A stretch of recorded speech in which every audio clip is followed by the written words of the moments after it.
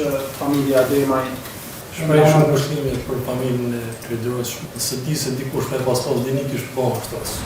Atëri faleminderit kolegji apelit, në emër të familjes Demaj, qëndrojmë pranë propozimit të prokurisë të apelit, që ankesa të refuzohet, si e pabazuar, dhe të vërtetohet dënimi i gjykatës shkallës parë, si palë dëmtuar, të njoftojmë këtë kolegj që familja Demaj edhe në seancën që është mbajtur në shkallë parë, e ka mirëpritur kërkim faljen e zotërit Dotaj, e njëjta është tërhequr nga çdo kërkesë pasurore apo kërkesë tjetër që do t'ja rëndonte pozitën e zotërit Dotaj.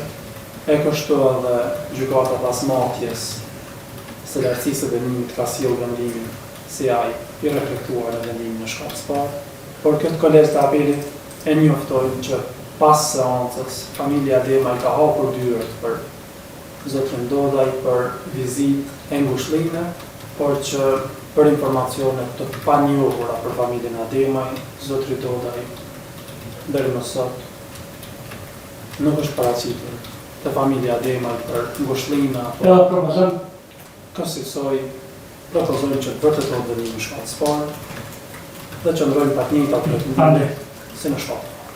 Ju falenderoj. Vazhdojmë të akuzojmë, me dëmtumin, një dëgjut e pasush në akuzor, fillojmë dëgjut e gjistore pra si për bërë në gjykim. Pajtohem plotësisht. Pajtohem sërsi.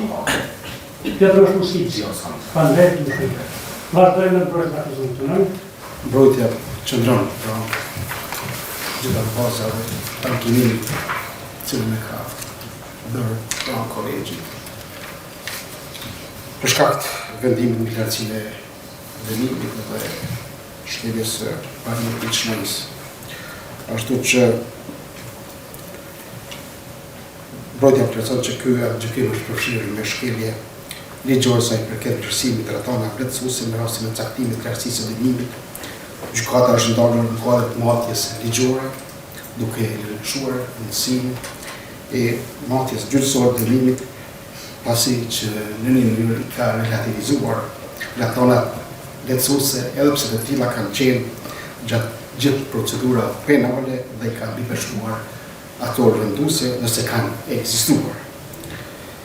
Përjedhoi gjykata ka gjetur si rrethan lehtësuese pranimin e fajësisë dhe pendesën e kërkim faljen e panderit ndaj familjes së dëmtuar, ndërkaq si rrethan rënduese gjykata ka marrë përballë rrezikshmërinë shoqërore, veprës penale, e cila është proporcion me peshën e veprës penale, rrezikshmërinë shoqërore dhe karakteristikat personale të dënuarit.